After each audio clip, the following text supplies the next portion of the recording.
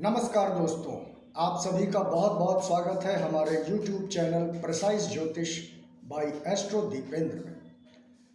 दोस्तों, आज का टॉपिक थोड़ा रोचक भी है और मज़ेदार भी है, जिसमें आपको जानकारी तो मिलेगी ही मिलेगी, लेकिन कुछ लोग बड़े खुश हो जाएंगे कि वाह क्या बात है। उन लोगों को सुन के समझ के बड़ा अच्छा लगेगा और बहुत से लोग तो ये अपनी कुंडली में देखने लगेंगे कि क्या ऐसा योग मेरे अंदर है। तो दोस्तों, आज का टॉपिक जो है वो है, वैसे मूलतः तो वो विवाह का है, लेकिन विवाह में भी एक कैटेगरी जो सबसे ज़्यादा आज की डेट में प्रचलन में है वो है प्रेम विवाह, लव मैरिज। आज की डेट में लव मैरिज का बड़ा चलन है। जिसको देखो, वो चाहे लड़का हो चाहे लड़की हो, कहीं ना कहीं किसी न किसी से प्रेम में ज़रूर लिप्त है। अब दोस्तों, चूंकि दुनिया का जो एक सिस्टम है वो बदल रहा है, बच्चे आज की डेट में नौकरी चाकरी करने बाहर जाने लगे हैं। अब वो ज़माना तो रहा नहीं कि लड़की घर में है तो वो खाली कॉलेज गई और चुपचाप वापस घर में आ गई और माँ बाप ने उसका रिश्ता कहीं तय कर दिया और उसके बाद उसका प्रॉपर विवाह हो गया। आज की डेट में बहुत फ्रीडम है, स्वतंत्रता है, माँ बाप ने भी काफ़ी लिबर्टी दे रखी है, चाहे वो लड़की हो चाहे वो लड़का हो। खासकर लड़कियों में एक शब्द बड़ा ट्रेंड में आया है कि मेरी प्राइवेसी से मैं कोई भी कॉम्प्रोमाइज़ नहीं करूँगी। हालांकि नो डाउट प्राइवेसी ज़रूरी है, लेकिन इतनी ज़्यादा प्राइवेसी ज़रूरी नहीं है कि आप निरंकुश हो जाएं। प्रेम करना वैदिक काल से चला आ रहा है, शास्त्रों में वर्णित है, लेकिन प्रेम फिर प्रेम ही हो जिसको कहते हैं बहुत निश्चल प्रेम, पारदर्शी प्रेम। जिससे प्रेम हुआ, यह एक स्वाभाविक प्रक्रिया है। विपरीत लिंग की ओर आकर्षण हो जाता है, लेकिन फिर वो पवित्र होना चाहिए। अगर आपने प्रेम किया है तो उसको फिर परिणय में तब्दील कीजिए। लेकिन आज की डेट में प्रेम को एक मखौल बना दिया है, मजाक बना दिया है। ये चीज़ थोड़ा गड़बड़ है, लेकिन फिर भी चूंकि आज की डेट में वो ट्रेंड है, तो आज मैं आपको बताने जा रहा हूँ कि वो कौन से खास योग हैं कुंडली में जिनके चलते प्रेम विवाह हो जाता है, और प्रेम विवाह होगा या नहीं होगा, ये दोनों बातें आज आपको समझाता हूँ। तो दोस्तों, बिल्कुल देर ना करते हुए अपने विषय पर आता हूँ। दोस्तों, ये जो कुंडली होती है, सभी की ऐसी ही कुंडली होती है। इस ब्रह्मांड में, इस धरती पर जितने भी लोग हैं, उन सब की कुंडली इन्हीं 12 भावों में समाहित है। तो ये लग्न होता है और ये पंचम भाव होता है, पांचवा भाव। किसी भी कुंडली में पांचवा भाव जो होता है वो आपके प्रेम को दर्शाता है। अब अगर पांचवें भाव का स्वामी, अब जैसे इसी कुंडली की अगर हम बात करें तो ये वृश्चिक लग्न की कुंडली है, क्योंकि यहाँ 8 नंबर लिखा है।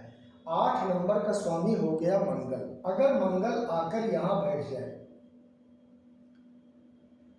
तो ये लग्नेश खुद उठा और 5वें भाव में आके बैठ गया।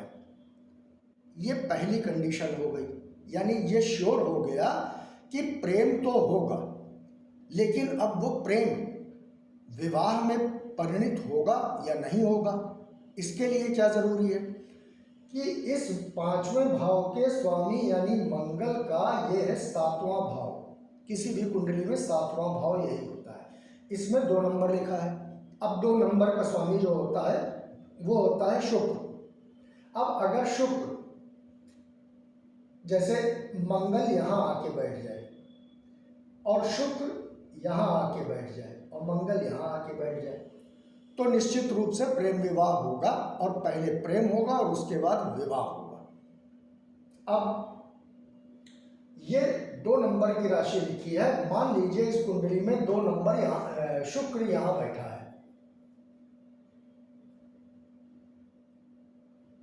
ठीक, और मंगल यहां बैठा है।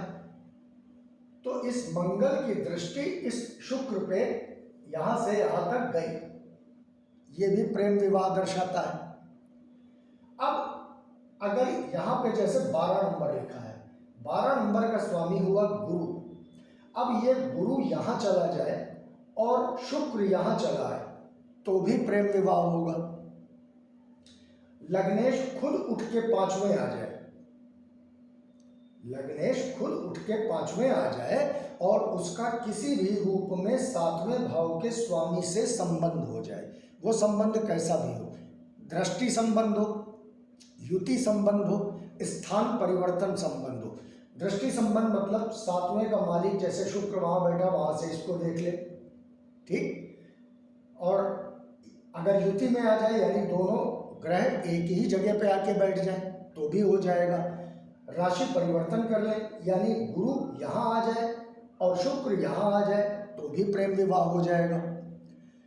अब इस कंडीशन में कई कंडीशंस और आती हैं, जैसे शुक्र, राहु और मंगल अगर तीनों एक साथ बैठे हैं, अब वो चाहे लग्न में बैठे हों, चाहे चौथे भाव बैठे हों, चाहे 5वें में हों, चाहे 7वें में हों, चाहे 9वें में हों, चाहे एकादश में हों, इन सारे भावों में अगर शुक्र, राहु और मंगल की युति बन रही है तो भी पहले प्रेम होगा, उसके बाद विवाह होगा। क्यों ऐसा? देखिए, चौथा भाव सुख का होता है और राहु शुक्र दोनों विवाह के कारक हैं, मंगल ऊर्जा का कारक है। तो जब ये सुख भाव से संपर्क बनाएंगे तो पहले प्रेम होगा, उसके बाद विवाह होगा। अब दोस्तों और भी कई कंडीशंस हैं कि 7वें भाव का स्वामी अगर नवमांश में बली होके बैठा है और 5वें भाव के स्वामी के साथ किसी तरीके की कोई युति कर रहा है, चाहे वो साथ में बैठने की युति हो, चाहे वो दृष्टि संबंध हो, चाहे वो स्थान परिवर्तन हो, चाहे दोनों के अंश बराबर के आसपास के हों, तो भी पहले प्रेम होगा, उसके बाद विवाह होगा।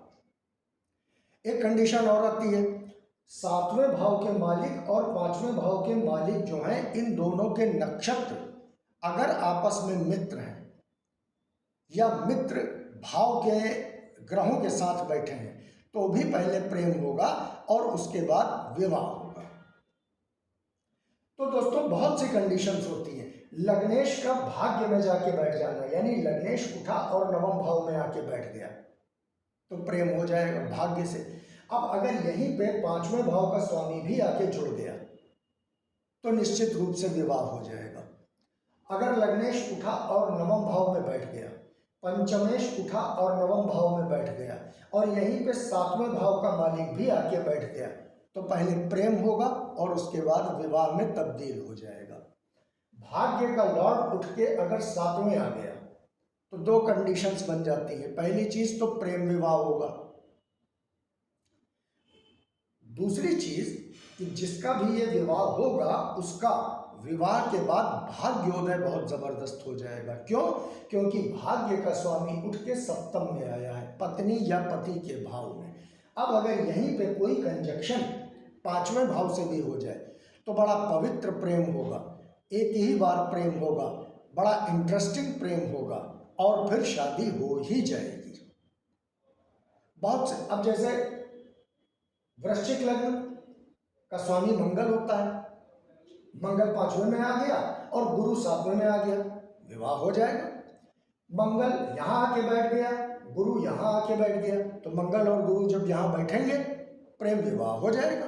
नवमांश में अगर जाके बैठेंगे तो भी विवाह हो जाएगा।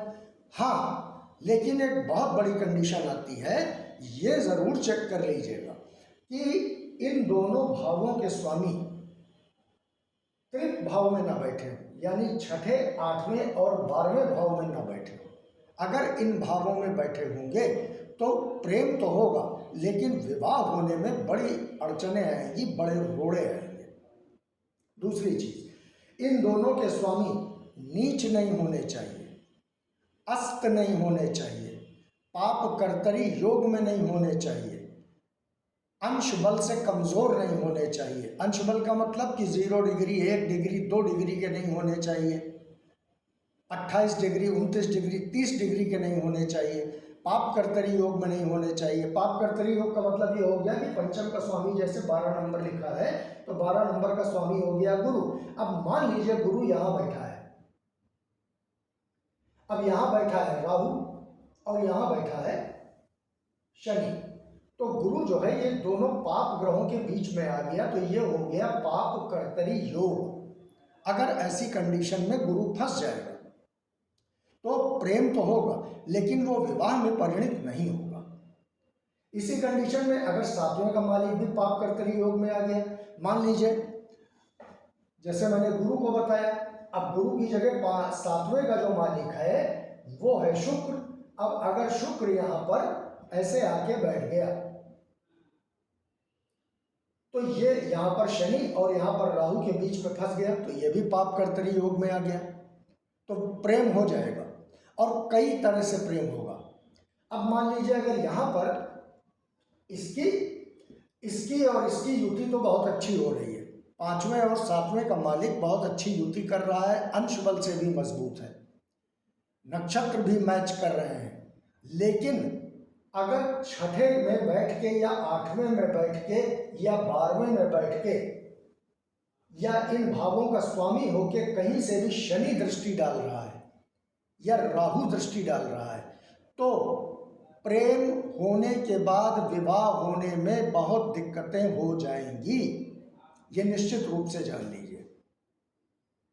तो दोस्तों प्रेम करना बहुत अच्छी बात है, प्रेम करिए, प्रेम होना भी चाहिए, लेकिन उस प्रेम को पवित्रता से निभाइए और अपनी अपनी कुंडली में देखिए प्रेम का मुख्य कारक भाव ये होता है और विवाह का मुख्य कारक भाव ये होता है।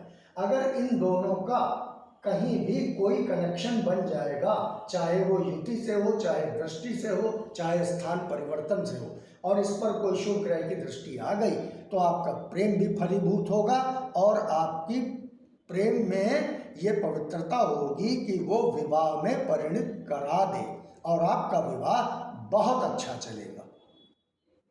तो दोस्तों आज आपने जाना कि प्रेम विवाह की क्या क्या कंडीशंस होती हैं, अपनी अपनी कुंडली में मिलाइए, देखिए अगर आपकी कुंडली में प्रेम विवाह के योग अच्छे बन रहे हैं तो प्रेम विवाह की लिए आगे जाइए, और प्रेम विवाह करना कोई खराब थोड़ी, बिल्कुल करिए, लेकिन हाँ ईमानदारी ज़रूरी है। तो दोस्तों आज अपनी वाणी को विराम देते हैं, कल फिर आपसे भेंट होगी, तब तक के लिए नमस्कार, जय गणेश।